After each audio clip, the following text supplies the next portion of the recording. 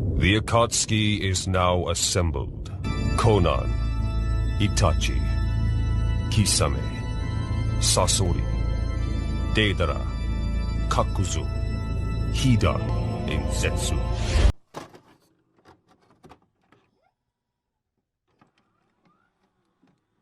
Remember that YouTuber that doesn't like Goblin Slayer and Rising of a Shield Hero and found an anime to complain about every season? Oh wait, that's me, and I'm bringing back the negativity, and I'm here to tell you why Helluva Boss is a hell of a mess of garbage, but hold on to your goofy optimism, because it's not exactly a mess, but Helluva Boss isn't really garbage either, but it isn't very good. It's mediocre narrative-wise, and it's not memorable at all, whereas Husband Hotel was a labor of love. This show's more static and stationary, with its characters and setting being lackluster, and despite seeing Hazbin Hotel whenever that came out, I can loosely remember specific scenes and environments from that show solely because everything was synchronous with the narrative. But overall, when it comes to the design, art, and animation design of Helluva Boss, the character designs pop with the contrasting colors of red, which makes the world and the characters appear distinctive, making it somewhat unique, while the voice acting is extremely entertaining when you have the voice actor of I.M.P and my childhood best friend named Barbie. So they're great, especially Richard Hooveritz, but the other two are meh. Let's call them less desirable,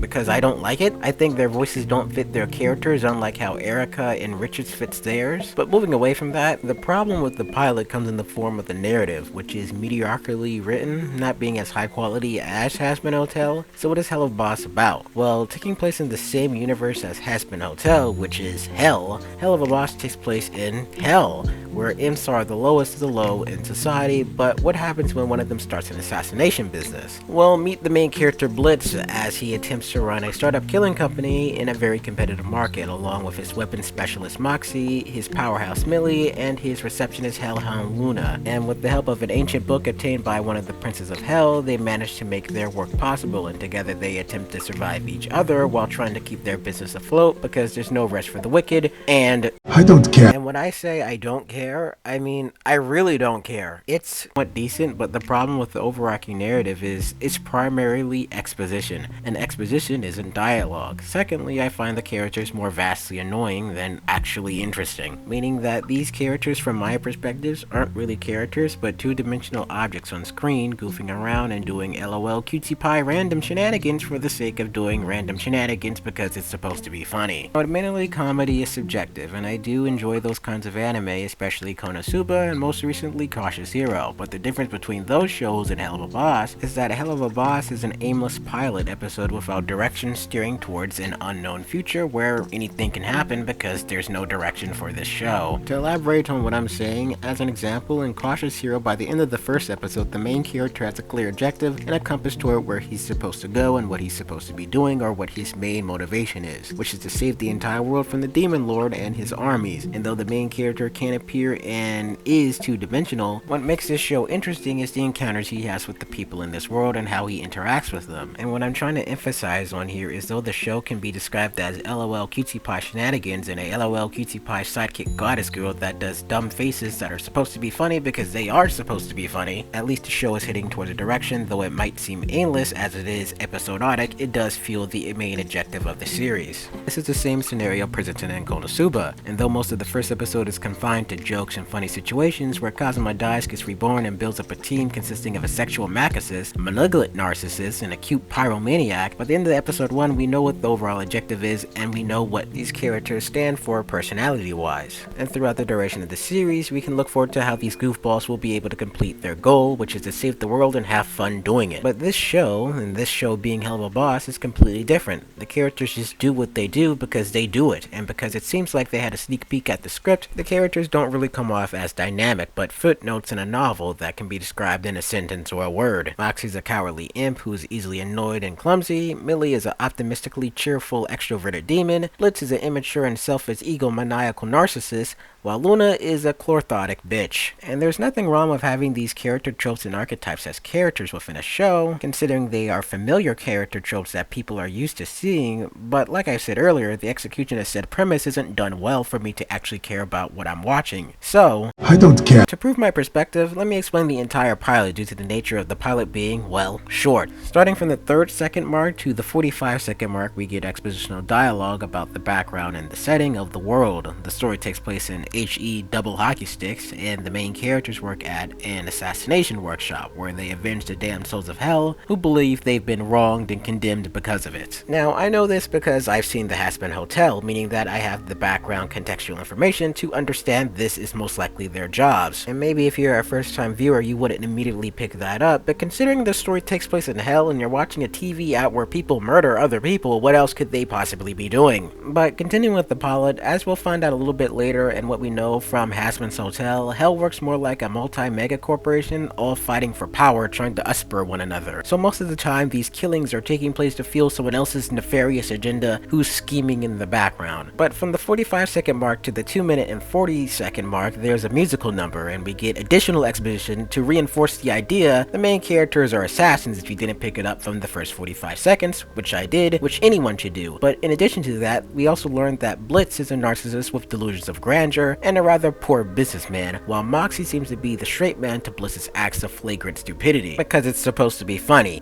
Get it? From the intervals of times discussed, the exciting event happens which then kickstarts the entire plot. Moxxie seemingly kills an innocent boy, which shocks Moxxie, meaning a multitude of implications. It could be possibly that he doesn't believe in killing children, and though he's a demon, he has some sense of morality, or it could mean that Millie, his wife, is pregnant and she's about to bring a child into the world, or a little demonette, or an imp, and he feels uncomfortable killing children because he's about to be a father. This also carries on into the next scene where his wife is seemingly comforting him through head pats while at the hospital. His wife also seems discomfortable by the entire situation, which is counterintuitive to Blitz's seemingly apathetic and emotionless grin and smile to the entire situation that they caused. This is good writing and this is good character development. Without saying words and only showing us a picture and some animations, the Helluva Boss animation team is able to show us what these characters are possibly thinking, how they feel about the entire situation, and how that enhances their personality. However, none of that matters because it's going to be wiped away in a later scene that will pretty much retroactively reset the continuity for these characters, digressing their character development back to their evil just to be evil state, making them demons, which is what they are. And though I understand this show takes place in hell, and demons and imps and anything that resides as hell is naturally evil, there should be something more for us to hold on to character-wise. It's understandable that the Has-Been's Hotel is about redemption for demons, but using a show like Supernatural, for example, that has demons and monsters within its universe, they're not all evil just for the sake of being evil. They all have motivations, they all have personality quirks, they all have a sense of morality, they all have something to individualize them from one another. Because within the lore of the Supernatural universe, all demons are just humans with corrupted souls. And considering the context of Has-Been's Hotel and Helluva Boss, that seems to be a similar case in this universe. Demons and imps and anything in hell is just a human with a corrupted soul. And though some characters bask in the glory from what they've become, other characters fight against it. You'd think Moxxie and Millie were possibly those kinds of characters, but a later scene retcons it all away. And the reason why I discussed this at length is because very much like game design, everything is there for a reason. And this scene specifically sticks out because it's distinctively there for a reason. It tells a story without any sound or any words. And it's a great scene of character development until much later. But starting from the 2-minute and 40-second mark to the 3-minute and 40-second mark, there is aimless comedy that also operates as exposition, with Moxxie and Blitz arguing about the death of a child, which seemingly wasn't supposed to happen, but as we'll find out later, it was. But the problem is, all this information is exposition. Considering the prior scene featured the main cast of characters killing a child with a gun, then the next scene after that, having these characters take this child to a hospital, it can automatically be inferred this character wasn't supposed to die. So the question becomes, why are these characters talking about this unless if it was for the audience? Because they already have this piece of information, but we don't. but we saw it, therefore we know about it. So I ask again, why is this scene even here? Now, not all dialogue has to enhance the direction and the flow of the story, and there can be 2 or more characters talking just because they want to communicate with one another. However, the fact is, because this dialogue operates as character exposition to the story and the characters, it just comes off as exposition from my point of view, and it's not written well either. It could be that these characters always communicate this way, and that they do, but it's rather odd and makes you question the things that I just brought up. And there could have been a better way to write this entire scenario into the scene where the story didn't present the information to the audience for the audience's sake, but the problem here is that the writers are assuming that the audience is stupid, and we can't put context clues together to stitch together a narrative. And considering I understand what these characters do for work in the first minute of the show, not knowing anything about this universe other than what's presented in Has-Been's Hotel is pretty mediocre on the writer's part, where they're pretty much spelling out the entire story to the audience. But continuing from the 3 minute and 45-second mark to the 6 minute and 10-second mark, we learn that apparently demons can get syphilis, which is a sexually transmitted disease, or, well, a hellhound can get syphilis, which is, I don't know why, but I don't care. But the overall point I'm trying to make here in this entire section of the video is that it's grossly hyperbolic, and it over exaggerates on the archetypical nature of all the characters that is just more exposition. For example, because I have the worst hangover right now.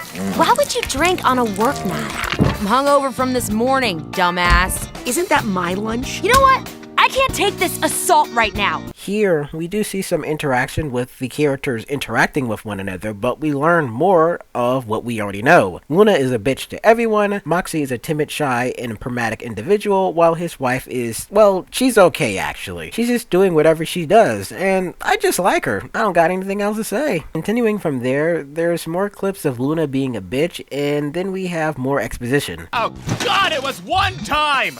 If I hadn't slept with that privileged asshole, none of us would have access to the living world.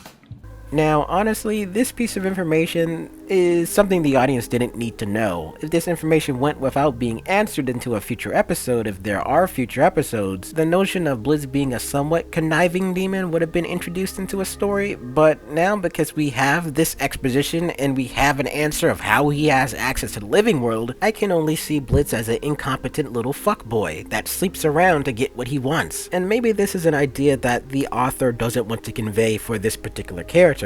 However, due to the nature of this character and what is consistently shown throughout this show of this character being utterly incompetent to every capacity, it's the only thing that I can see. And the difference between Angel Dust and Blitz is that Angel Dust is a porn star and he is a prostitute, however he uses sex to a means rather than a means to an end. But in addition to that, Angel Dust is a rather proficient killer and is proven to be a rather conniving motherfucker, while Blitz is proven nothing to be but an idiot throughout this entire pilot. So the difference between Angel Dust and Blitz is that Angel Dust is sinister while Blitz is just a stupid idiot who uses sex to get what he wants because he has no other means to achieve his goal but to exploit his body to get what he wants. If there was an alternative means of Blitz getting what he wants, but he simply chose this option to get what he wanted because it was easier, sure, I would be okay with that, but because Blitz is a fucking moron, he's the most intolerable character in the show, while we see more interesting characters that are demons who are manipulating other characters to get what they want with their 200 IQ plays. But the entire point I'm trying to make here is that this entire section of the story is rather unnecessary, especially this. Choke on that red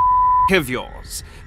Your sad and lick all of your before taking out your and with more teeth until you're screaming like a fucking baby. From my point of view, this is wholly unnecessary because it doesn't add to the existing plot, it just adds another plot line to the story that will never be resolved because it's a pilot. But continuing from the 6 minute and 11 second point to the 7 minute and 30 second mark, it's all unnecessary information that doesn't enhance or continue the plot. Remember, the crowning incident that was the death of a child and the possibility that these characters had possibly condemned a innocent soul to hell was the exciting incident of the story. However, that plot plot point has evolved to the character discussing past events and talking about their annoyance with one another. It's something the average person might find entertaining, but it's more repetitive to me than actual entertainment. Notice in shows like Konosuba or Cautious Hero, there is the exciting incident, then there is the plot. It keeps going and it keeps going and it keeps going. For example, in the start of Konosuba episode 1, Kazuma gets hit by a tractor. He gets taken to the hospital. He then goes to God's room. He then meets Aqua. They get teleported to the other world. Kazuma and Aqua go to the guild. They talk to the guild registration. They get registered. They do some work. There's a montage, and at the end of the episode, they discuss their possible future together as they head to a unknown future where they have to save the world. Helluva Boss is stationary. It's stationary in the idea that it's a bottled episode. It's cheaply produced and is lazily slapped together. Not that the animators didn't work hard on what they produced, but to top this all off again, I don't have any real problems with the interactions between Moxxie and whatever his wife's name is. She's more of a entertaining background character that I like because I like her voice than a real influence on the actual narrative and the progression of the plot, but I just like her because I do. There's something smoothing and calming about her interactions with the cast of characters and her voice. It's just so pure and good. It's nice. But from the 7-minute and 30-second mark to the 10-minute and 30-second mark, which ends the episode, there's more pointless prattling and rambling that continues to establish characters that we already understand as they argue about the mundane, until the child that they murdered earlier reveals that he isn't dead but was pretending to be paralyzed so the demons wouldn't kill him. What was his plan after that? I don't know, because he didn't have one. But this is the kicker to the entire episode. In the span of 30 seconds or so, this bratty kid critiques the entire cast of the show, offering introspection to their lives from the point of view of a normal human being. And he's an asshole about it. Why, you might ask? Because of course he is. So when the main cast of characters kill him later, I guess it wouldn't humanize the idea that our leading cast of characters murdered a possible innocent child that was made to be a jerk-off just for the sake of the story. And though his character is despicably annoying, and his character is not wrong when he reminds us, the audience, and them, the characters, that they themselves are horrible people, it comes off as aggressively condescending towards them instead of an actual character critique on who they are as individuals, because what the character is saying has already been discussed previously through these characters' interactions and their actions themselves. Meaning, the only reason why it happens is for the benefit of the characters or the audience, but it can't be for the characters because they're demons, meaning that they know they're assholes, which we know using Hazbin Hotel as a context. And looking at the latter, any viewer with any semblance of intelligence could tell you that these characters are terrible people. So why is this here? Because of course it is, and we need a somewhat viable reason to kill this little child for shock value, because it's supposed to be funny, when it's just lazy. So overall, Helluva Boss honestly isn't mediocre. It's garbage from my point of view. The theme of the stories are repetitive, the dialogue is mediocre, and there's virtually no story. I don't have a problem with the animation or the art, but the more episodic nature of the show, lacking an overarching storyline, is just a huge detriment to this pilot. The characters are lazily stitched together, and I completely understand the, oh man, we don't get along but we have to because they're stuck in the same crappy dead-end job they are forced to work cliche, kind of cliche. TV shows like Arrested Development and The Office pull it off way better than this piece of animation does. And though this series presents a differing point of view from what's presented in Hazbin's Hotel, HE Double Hockey Sticks is still a chaotic wrecking ball spiraling out of control onto an unknown destination